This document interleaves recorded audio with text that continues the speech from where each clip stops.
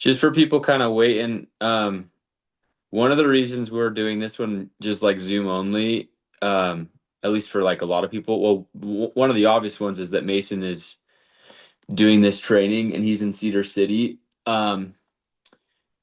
And the other one is this one will feel a little bit more like presentation style because it's kind of not like we're not like talking about technical skills or like the pitch tonight. We're talking about like knocking strategy and how to get in front of as many people as possible. Obviously, it's hard to have a lot of success in the job if you're not getting in front of a lot of people.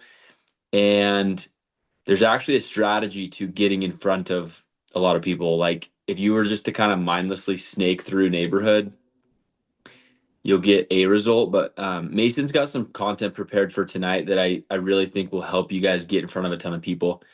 And then the second half, he's going to talk about um, kind of the types of customers and recognizing patterns and like the type of people that we'll be selling. So I've seen these slides and I'm really I think it's going to be very needle moving. So take notes.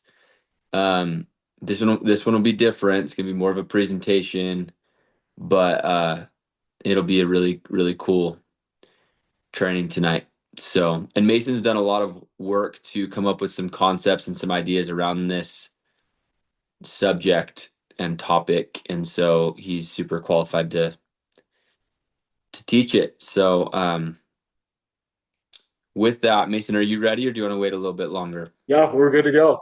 Okay, I'll turn it over to you. Okay, guys, we're going to be talking today about prospecting, just like what Parker said. So I'm going to share my screen. Okay, sweet. Cool. So like Parker said, there are two parts to this. The first part is knowing what houses we're going to knock. The second part is knowing what kind of person we're talking to when we knock the door. Oh, okay. So for those of you guys who sold on my team last year, we have the Howie Knox method.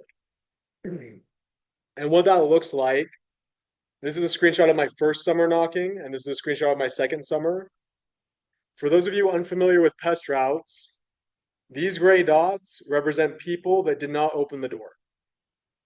So if you look, I was just going in a straight line, turned around, straight line, turned around. And I probably talked, if you look at all the colored dots, to about 20 people in that 4 hours. Compared to the Howie Knox method, which is what we're going to be talking about tonight, in the 2 hours that I knocked this section of the neighborhood, I talked to maybe 15 people, knocked a lot less doors, and I made a couple extra sales. So the way we do that, there are 3 steps that I teach to help you be super effective when you're knocking your hood. So we're gonna section your hood, and we're gonna plan your route. You're gonna prioritize your stops, and we're gonna protect your time. Okay, we're doing some adjustments here. That's cool. Okay. So with sectioning, you're gonna have a hood that's big enough to last you 3 days. 2 or 3 days is pretty typical. I'm not gonna be wanting to go around the whole entire hood in one day. That's not super efficient. So this is an area I had at the beginning of the summer. I split it into 4 parts. So part one is right here and below. Part two, part three is right here, and then part four. So the way I would knock this hood on my first day, I spent the entire time down here in section number one. There were definitely some stars. It's not showing up. I don't know why. But on day two, I'm going to move up. I'm going to knock this hood just how I was knocking number one. But around 5 o'clock, right before prime time, I'm going to dip back into my first section. And I'm going to go knock on all the gray houses that I missed the day before. So again, I'm going to go through, and anyone that I didn't talk to on my first day, I'm going to go through and try to catch them on day two. On my third day, I'm doing the same thing. So I'm going to go knock this during noon to 4. At 4 o'clock, I'm going to go through and knock all the grays in area 2 and area 1. And I'm going to go back to my third spot. I'm going to finish up the night. And then on my fourth day, I'll start here during 12 to noon or 12 to 4. I'll come back down, hit all my grays, and then I'll finish up here at the end of the night. Does that make sense to everyone? Can I get some nods for those of you in person? Cool. Okay, so a couple ways that I determine how to section my hood. I'm going to look for current customers, right? Who can I name drop in the area? I'm going to go talk to their neighbors first. While I'm doing this, I'm just going to go through and see if there's any reviews, and I'm going to look at the street names of where I'm going to be starting knocking. That way, when I knock on someone's door, I can either reference a customer or I can reference the person or the street that I'm working on. I'm going to pop on Zillow the night before I'm knocking a hood, and I'm going to go look at all the houses that have sold within the last year. Does that make sense to everyone? If someone's new, they're probably not established, they probably don't have pest control. That's usually a pretty easy sale. And I'm you going to just look, have to, I'm going to jump in. You just have to yeah, please. filter for that. So you just hit on Zillow, there's a filter that you can hit, and it's, I think it's, is it sold? Sold recently or sold Recently within. sold. Yeah, recently Yeah, sold. And then you can filter the time window. So you could go last year, last 6 months, or whatever. yeah. And I just do that the night before. That way I kind of know what houses I should especially knock. Okay, I'm gonna look for bodies of water. Near water, usually it's a little bit more buggy. So you're gonna get mosquitoes. Usually people are seeing more spiders and more ants. That's a good way to start to get some momentum. And then for everyone who's driving, just so I know who in here is taking a car out. Okay, you guys are gonna get to your areas and you're gonna spend 20 minutes trying to find somewhere to park. So a way that you can save that from happening and keep your time sacred, I'm gonna go the night before and I'm gonna mark all the parking lots where I could park my car. So if there's a church or a school or something nearby, a business, I'm gonna mark it with a black dot. That way when I get to my area, I know where to go. I can just go and park and get started. So that's step one. Step two is we're gonna prioritize our stops. So there's a method that we used, and it's called the $100,000 sign of life method or the $100,000 philosophy. And the idea is on your first couple laps through a neighborhood, if you would not bet $100,000 that someone's home, you probably shouldn't knock the door. So this is going to help you knock on people's doors who are actually home and get in front of people who can actually buy pest control instead of spending your 12 to 4 knocking on people's houses who aren't home. The second step here is I'm going to go through an area because I'm doing this and I'm being extremely selective as to who I'm knocking on. I'm going to go through my area up to 8 times, 8+ times. I know that sounds like a lot right now. I'm going to get to that in a second. But a little shameless plug here. If you guys don't have a scooter or a Segway yet, you should get one. That's going to help you talk to a lot more people and make a lot more deals over the summer. Um, Third step of your prioritizing your stops. Once you knock on someone's door, a lot of reps will waste a minute or 2 minutes just sitting and waiting for someone to open the door. So what we're going to do is we're going to knock and you're going to count to 15. And it's a slow count, right? It's 1 Mississippi, 2 Mississippi, so on and so forth. Once you hit 15, if I haven't heard anything, if no one's answered the door, I'm going to knock again and start walking away. If someone opens the door on my way out, if I'm walking out and they open the door, that's not a big deal. You just turn around and say, hey, sorry, I didn't know if anyone was coming to the door. But this is allowing you to knock on a lot more doors and talk to a lot more people. And then your last step here, good day knocking. So if you're knocking efficiently throughout the day, that is going to lead to good night knocking. What do I mean by that? If I've gone through and knocked on all the people who are home from 12 to 5. All the people who are not home from 12 to 5, I can knock from 5 to 9. And they're not going to get mad at me because they're just getting home and I'm not catching them off guard. Does that make sense? Can I get some nods for those of you who are in here? Okay. Any questions on Zoom? Is that making sense? I hope so. Okay. So when we're going through a neighborhood, there's a couple categories and priorities that I am looking for. So on my first lap, on lap number 1, I am stopping if I see a person.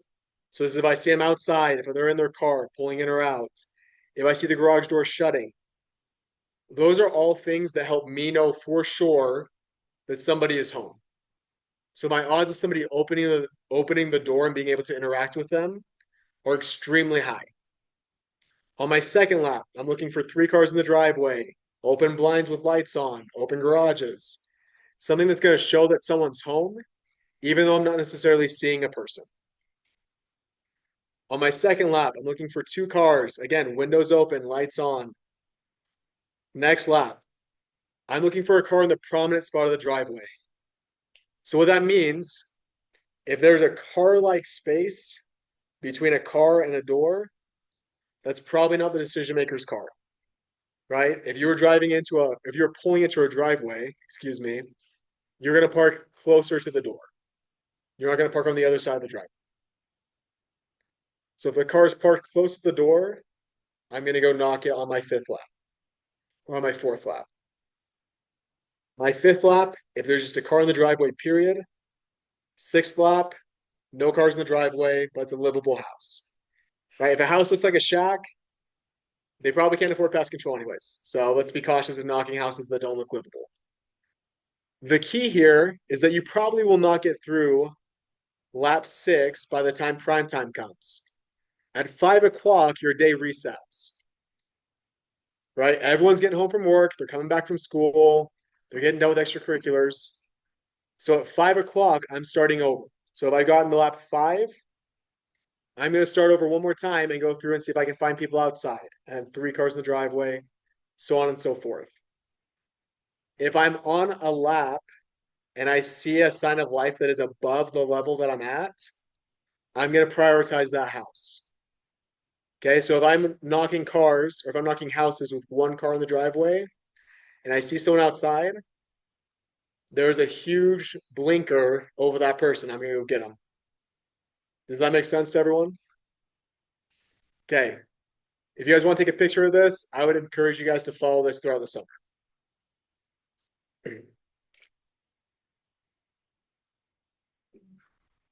Okay, we're going to move on. Okay, last step here is you want to protect your time.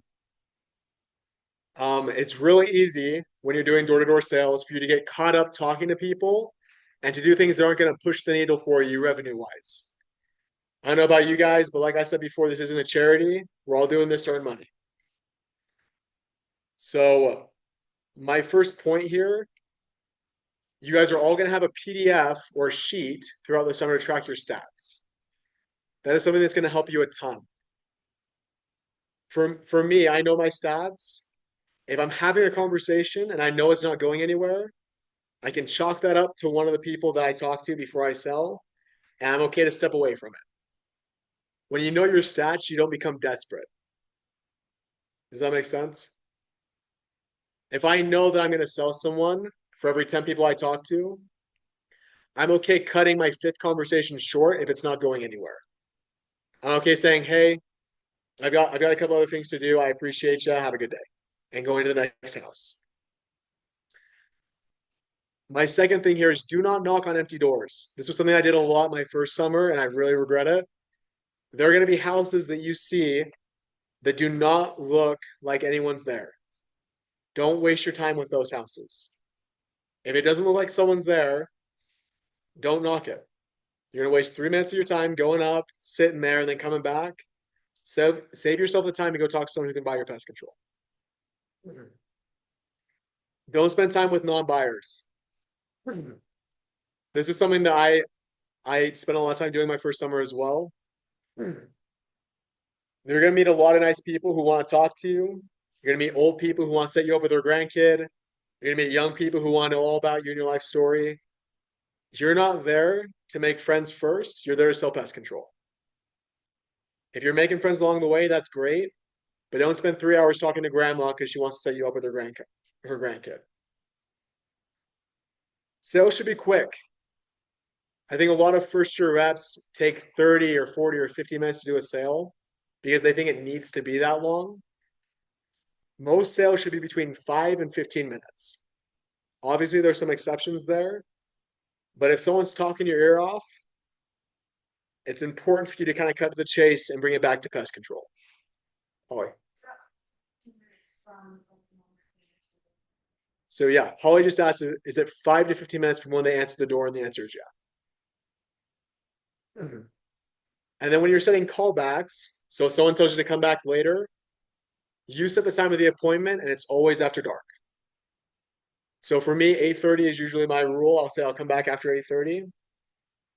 If you don't do that, if you let them tell you when you're coming back, you're going to be visiting Jenny at 6 o'clock on one side of the neighborhood, Timothy on the other side of the neighborhood at 6:30, Carol on the other side at 7 o'clock, and you're going to effectively lose your prime time.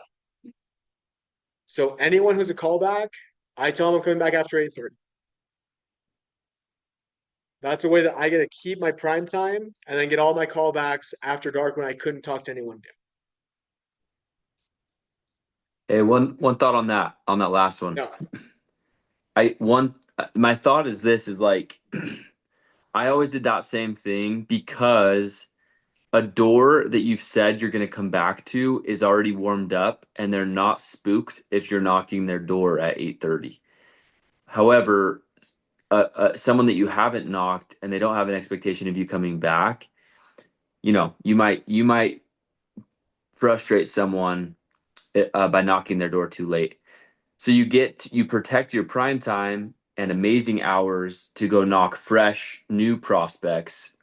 And then after 8:30, it's not weird for Mason to come by at 8:30 because he said he's going to, and and and two, I'm expecting him to come, right? So um I started selling a lot more when I started optimizing the hours in the evening. And that is a huge part of it is making sure you're not setting your appointments at 6 o'clock. It's very tempting to do that when you have an interested person that um, says, "Hey, yeah, you're welcome to come back." It's very tempting to want to go get that sale at 6. Um, but the proper way to do that is to push it for later. So Yeah, thank you, Park. Usually, too, if you get a call back, it's usually for a spouse. I don't know about you guys, but when your parents come back from work, they usually don't want to talk to someone right away. Right? They're like, oh, my husband gets back at 5. And you go back at 5, and the husband's just had a long day. Maybe he got in a fight with his boss. It's okay to give him a little bit of time to cool off and kind of refresh.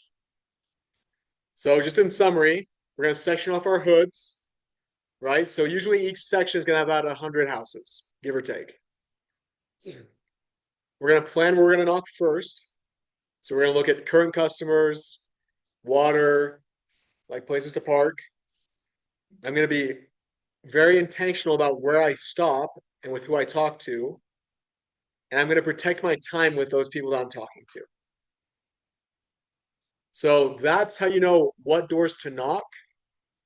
Once you knock a door, there's a couple different types of people that we're going to meet.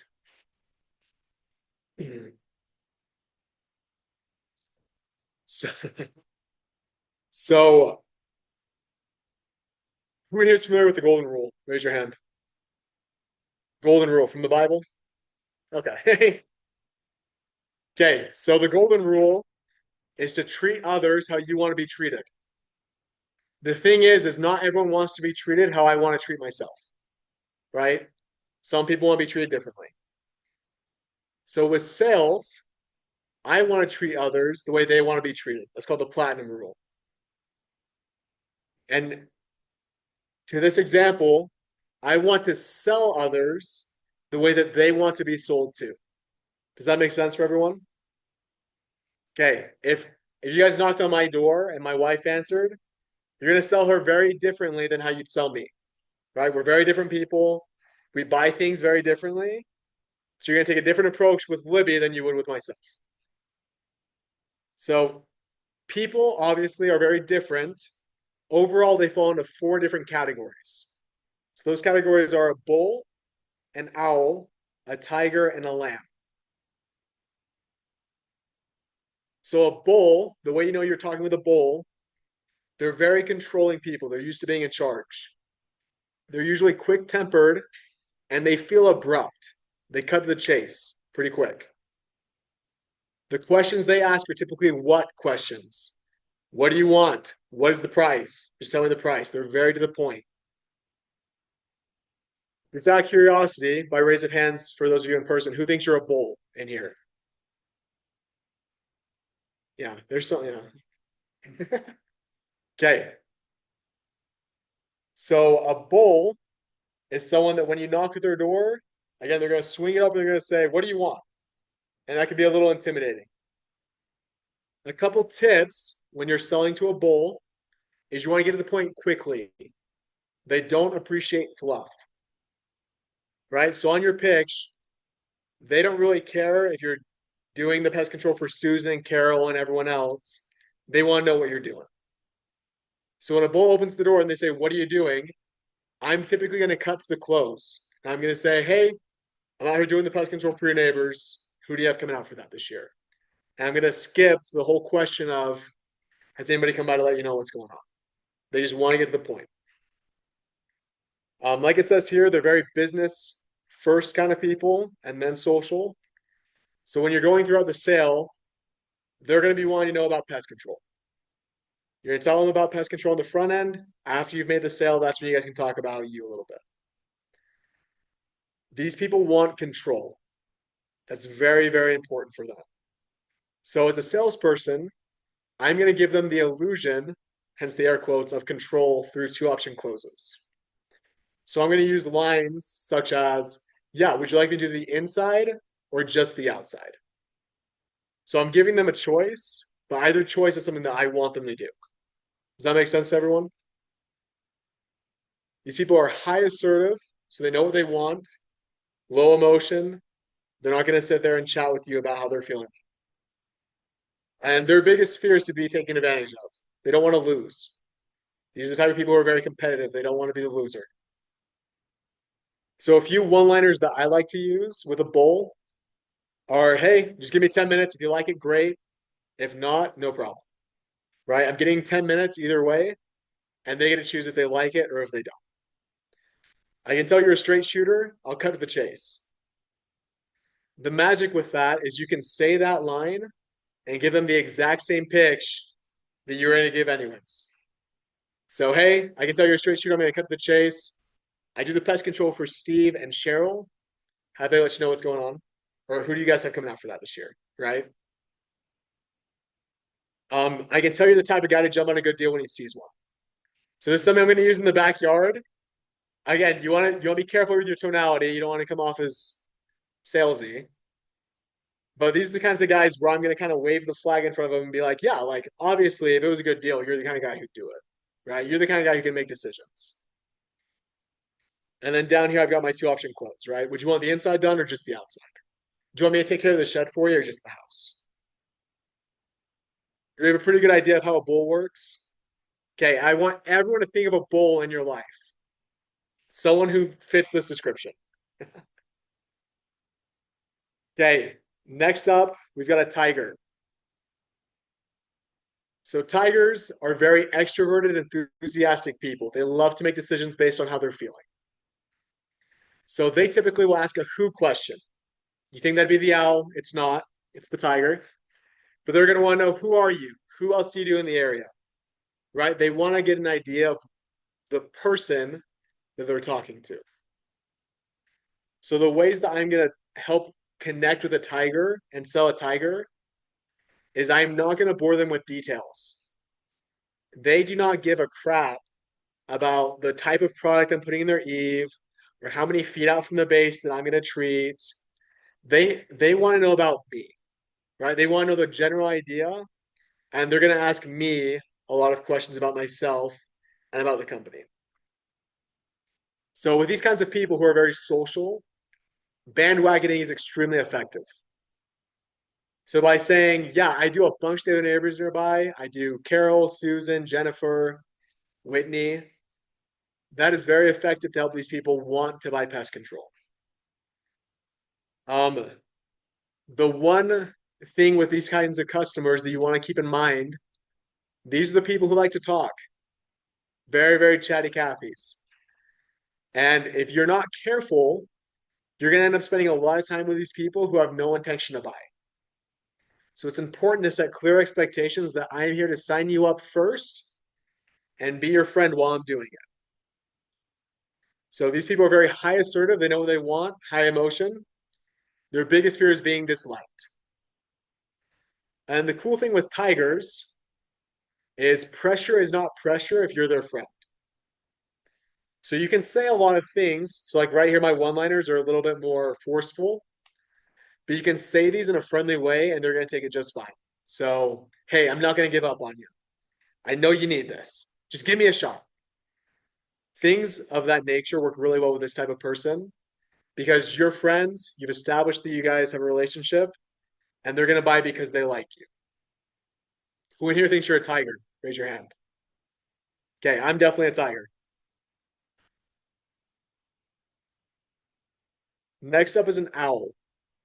So these people are very detail oriented, very analytical, and they make decisions mostly on logic. All human decision making has a component of emotion, but these people really want it to make sense. That's really important for them. So they're going to ask you a lot of why questions. Why do you do this? Why does it cost so much? Why is this better? How is this? Why is this different? They want to understand the workings of what you're doing.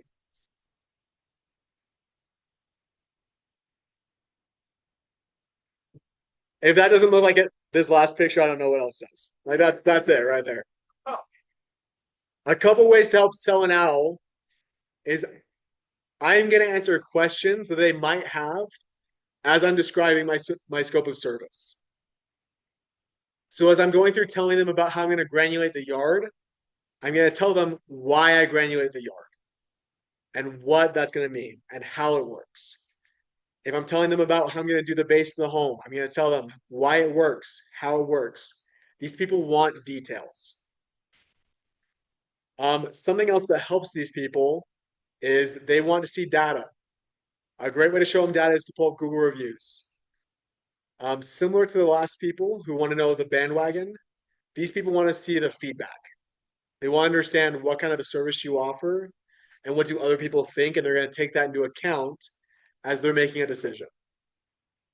And then their biggest fear is being wrong. They don't like making wrong decisions. So a couple one-liners to use with these people, and this bottom one is pretty gold. You want to be specific, right? I treat 32 people nearby. We've been in business for 4 years. We have 4.9 stars on Google.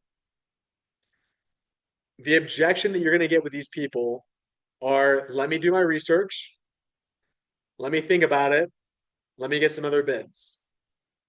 They're the kind of people who want to think it out and get a lot of information before they make a decision. So a line you can use here with them is, yep, my job is to give you all the information.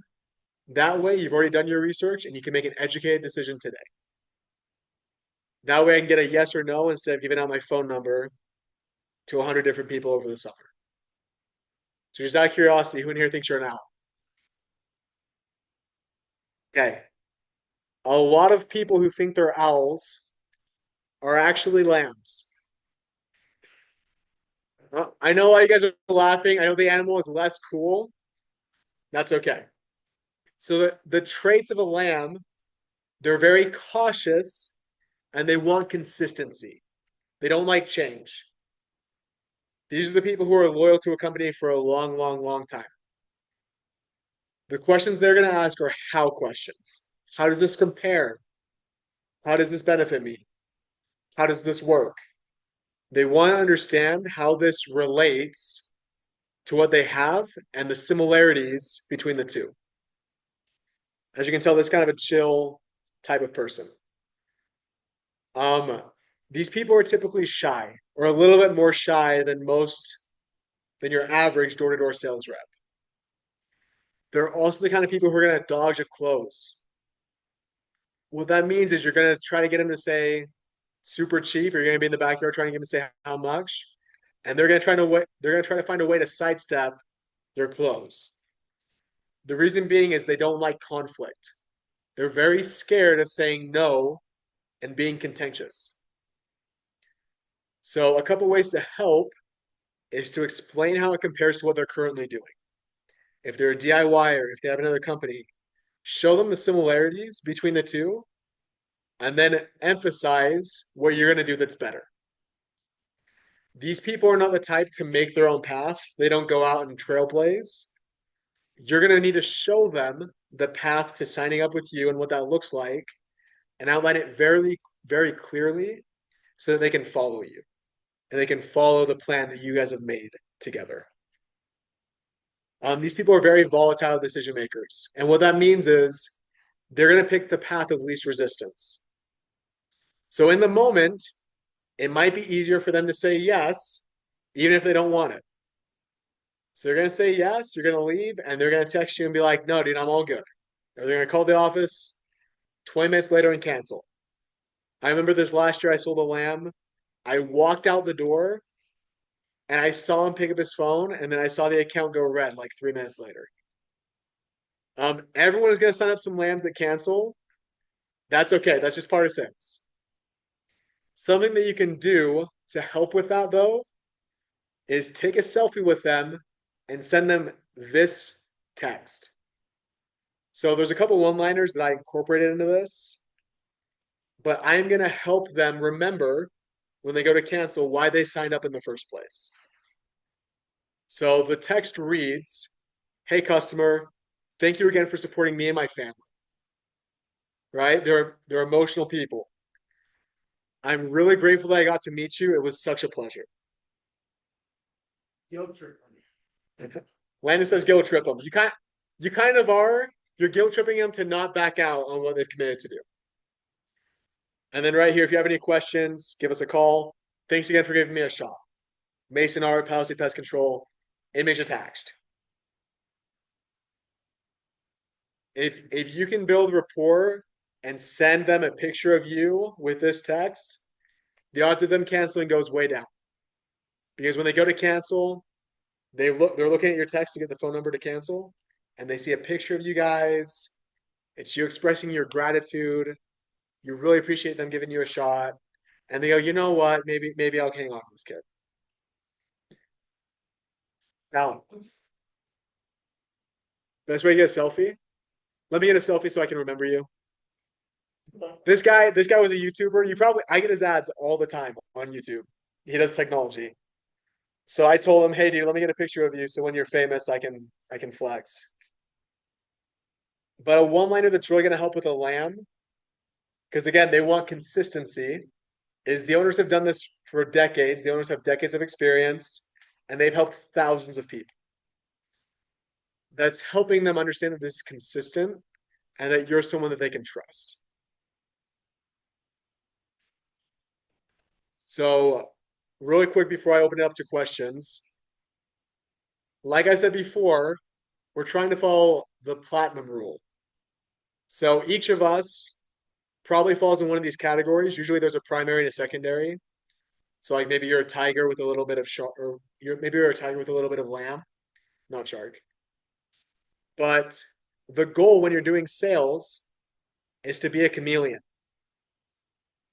If you're selling someone who's an owl and they care a lot about the details, they want to know what makes your business tick, and you're over here talking about how Carol loves you and how you guys are great friends, you've treated her for 15 years or 4 years or 6 years, that's not something that's going to help that customer want to buy from you. And vice versa. If I'm talking to a tiger, someone who wants to know the social component, they want to know the people part, and I'm boring them to death with all the details of, yep, I treat exactly 15 feet out from the base, and I come out exactly every 3 months to make sure you guys aren't having any nesting. I'm going to bore them to death and I'm going to lose the sale.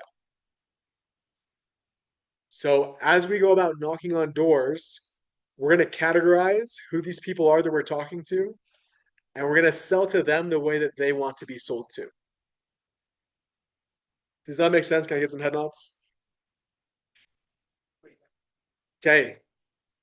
Parker, is there anything you want to add before we go into questions? No, I was just thinking about all the political campaigns that I've pretended to support over the years selling.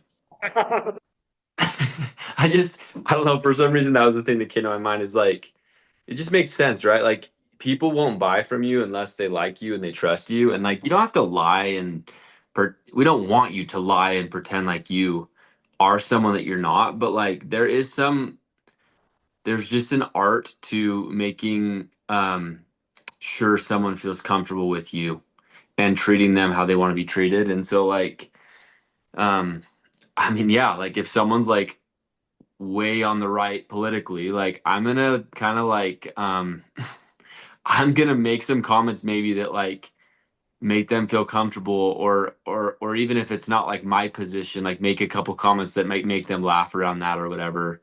Um I think there's, you know, so I think this idea of being a chameleon is a pretty neat concept. Awesome. Okay.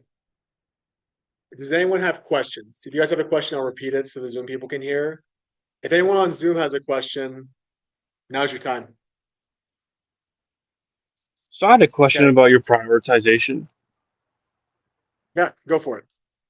Okay, so you said that you'll, for the first part of the day, you had that list of areas that you'll hit, and then you'll hit the houses you didn't hit at the second part of the day, but with that same list.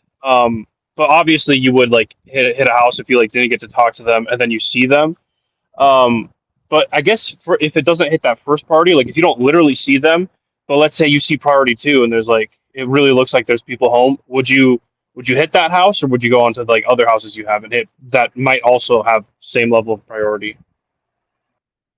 So just to repeat the question, if I'm on like lap one and I see a house that looks like there are people home, but I don't see a person, will I knock it on lap one? Was that the question?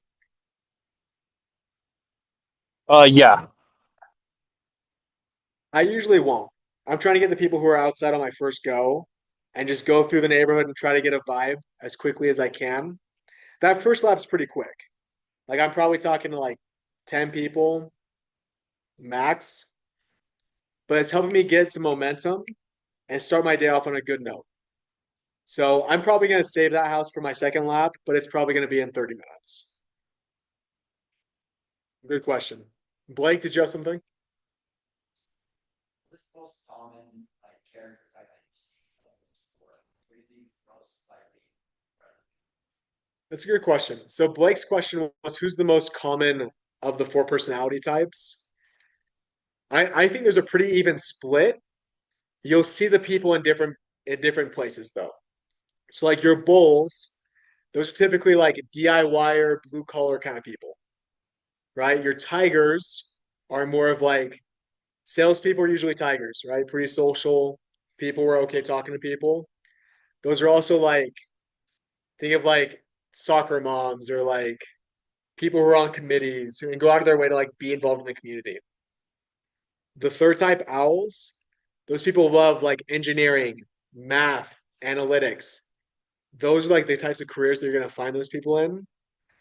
And then the last one, the more chill one, I think YouTube was like a great example for that. But people who maybe have a tech job, right? Who are a little bit more like removed from people. So it's a pretty even split, I'd say, across everyone you're going to talk to. But depending on the demographic of the neighborhood you're in, maybe you're in like a really high end neighborhood. A lot of people work in tech, and they're going to be more in that lamb category than a neighborhood who's like more blue collar. Does that make sense? Landon, did you have a question? How do you know when you start out? Yeah. So Landon's question was, how do you know who's who? A couple things I'm going to look for. Obviously, people look different, but the way that someone holds themselves and the first couple questions are going to help me figure out what kind of person am I talking to. So again, these guys kind of have got a bit of a grouchy face, but if it's a bit more of a stern person. Maybe they've got like closer cut hair.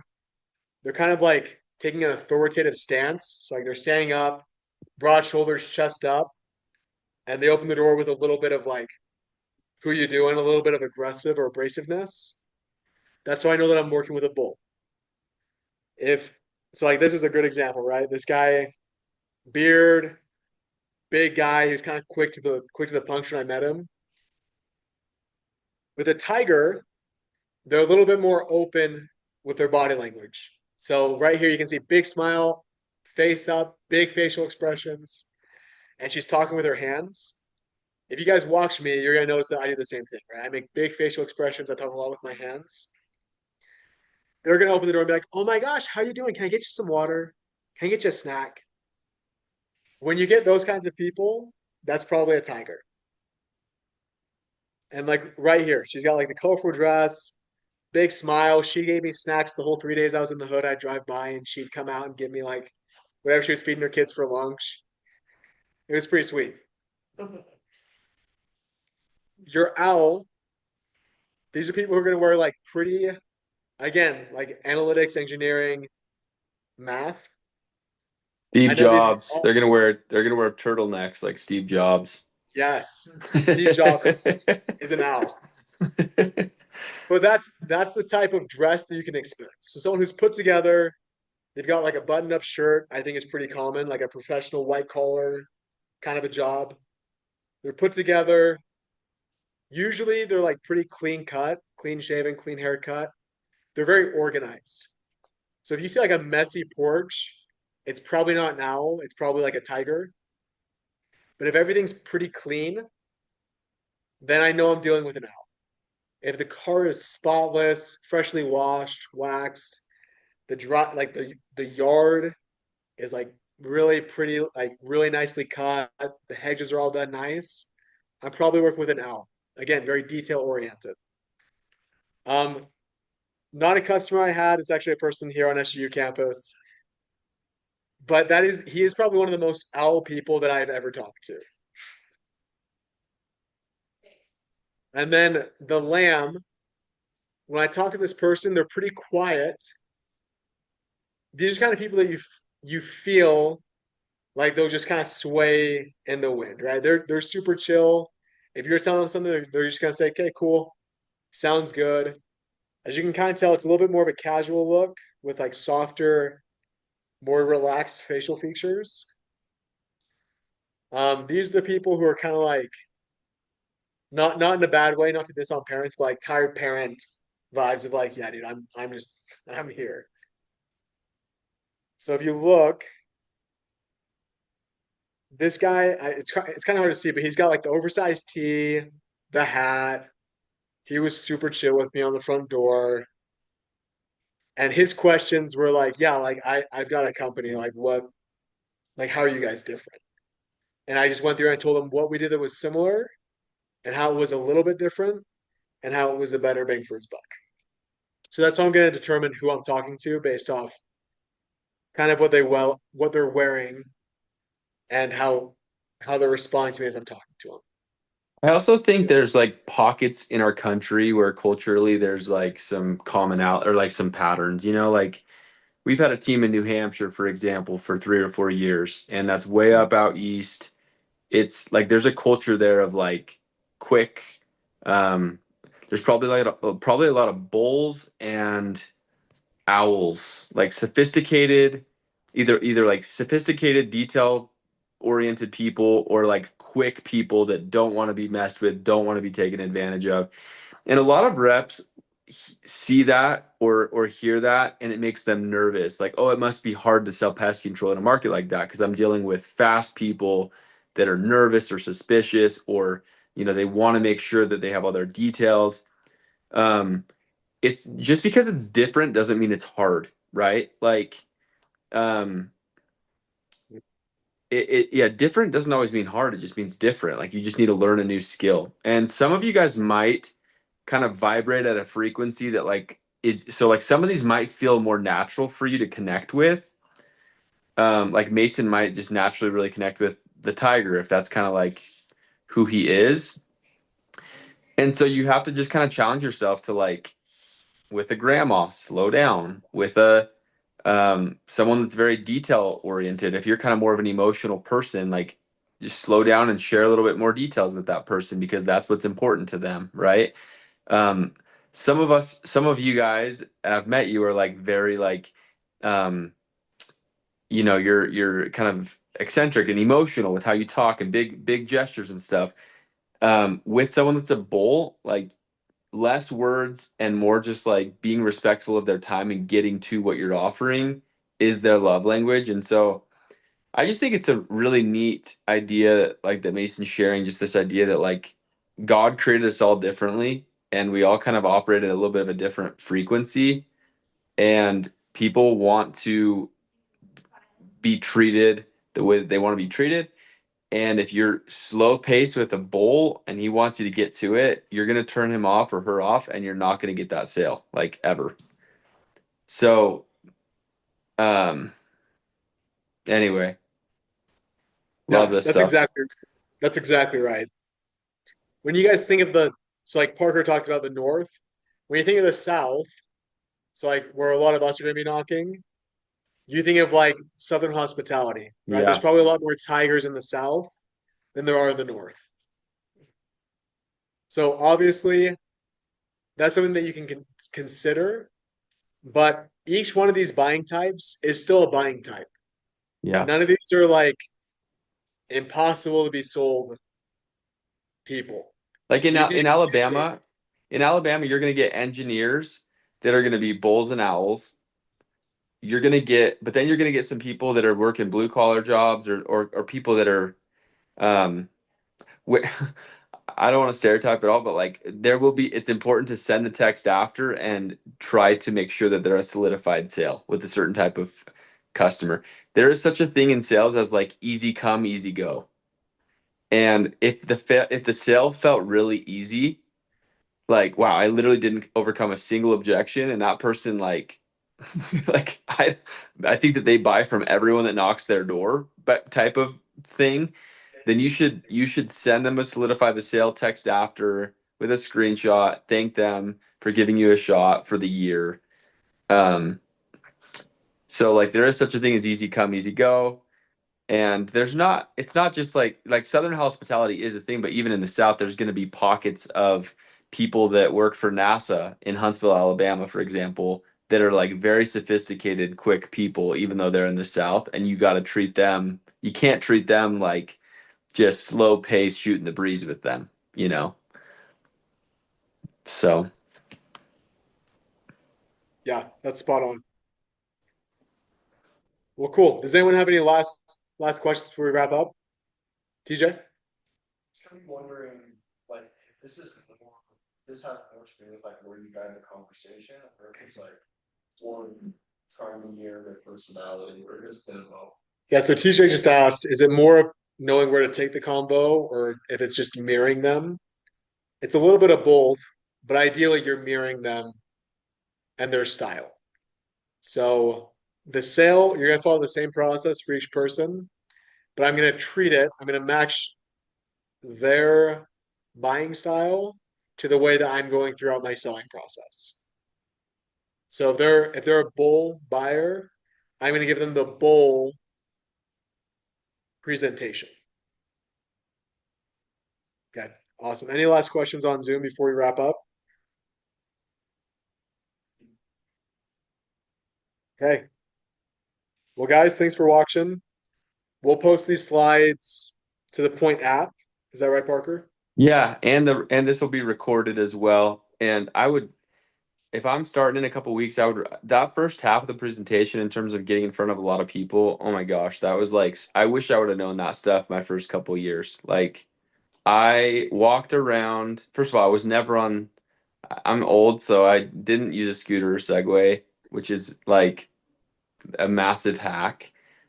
And then the second thing is like just yeah, like it makes sense, right? Like don't go knock a house that's pitch black and no one's home. Like some of the stuff is just like so be thoughtful about the funnel. Like sales is a funnel, and the more people you get in front of, the more chances you have and shots on goal. So We will post the recording of this, and then yes, the slides will be in the prospecting section in the app. So that's where we'll put those.